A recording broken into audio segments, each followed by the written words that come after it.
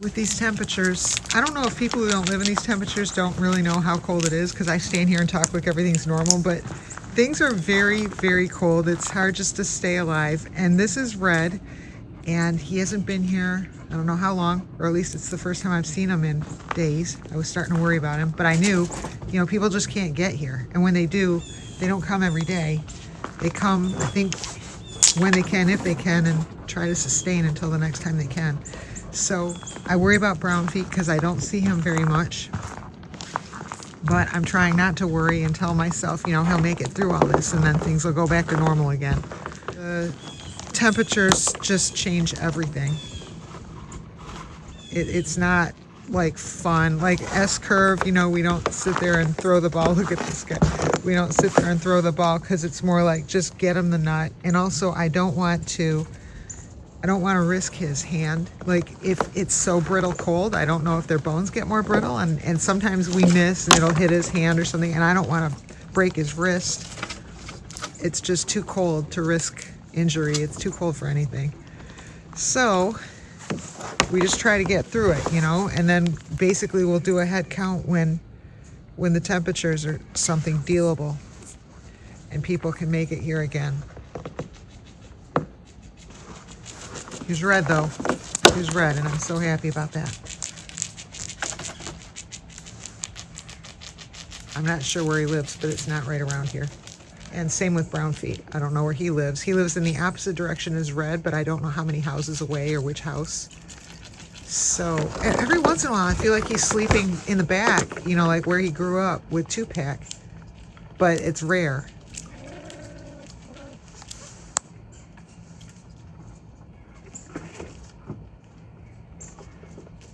So I think he's welcome back there with whoever lives in there, but he doesn't always stay there. The males are harder to keep track of than the females, I think, and even from what I've read, like the females, but definitely from what I've seen, the females are the ones that kind of stake the claim on, this is my place right here, and then she has kids there and she stays there and it's her territory, and the males tend to move around more. So makes it hard to figure out, like if I figure out where a guy is living at a given point in time, it could be somewhere else a week later.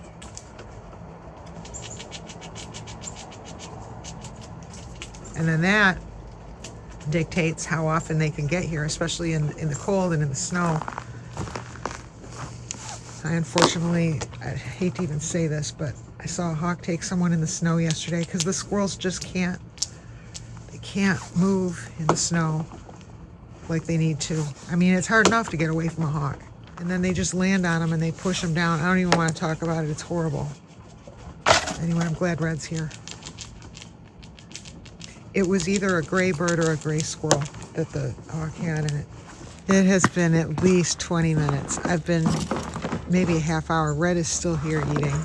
I've been doing all the things I gotta do. And I come back and he's still out here eating. Where'd he go? I can't believe he's running from me. That's the other thing. They get more skittish about me. This is the one that's missing his shoulder here. Oh, it's gotta be so cold. Yeah. But they get more skittish around me in the really cold. I don't know why, just more vulnerable. Gotta be super careful, I don't know. This is Bright Eye. And I put out a special bowl for Bright Eye right here with just pecans that don't have the shells on them. He's been coming in just to get warm, but hasn't been able to access nuts. So I've done all these things. Finally, I just put this bowl on the ground with nuts without shells. It just makes it so he can eat them faster. And then he can stay in here and get warm, and he's doing it. So I'm gonna go back around the front to go around and see these guys in back.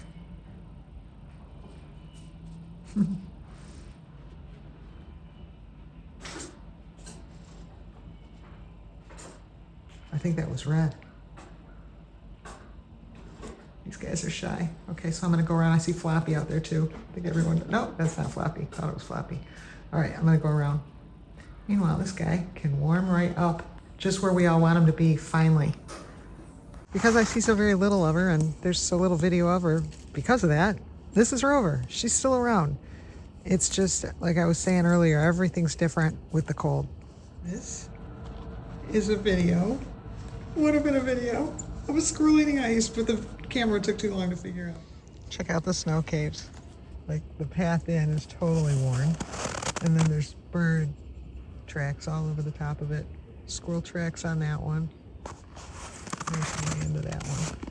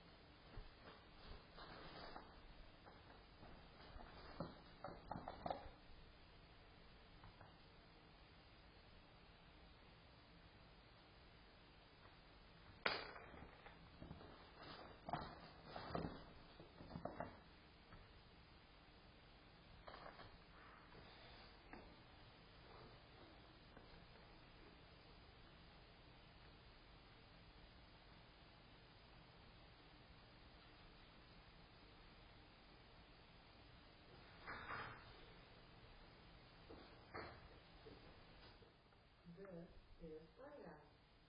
And I put out a special bowl for bright eyes right here just because they don't have the shells on them.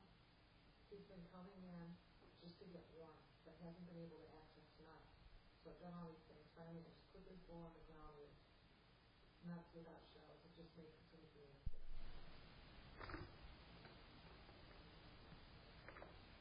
I think that's right.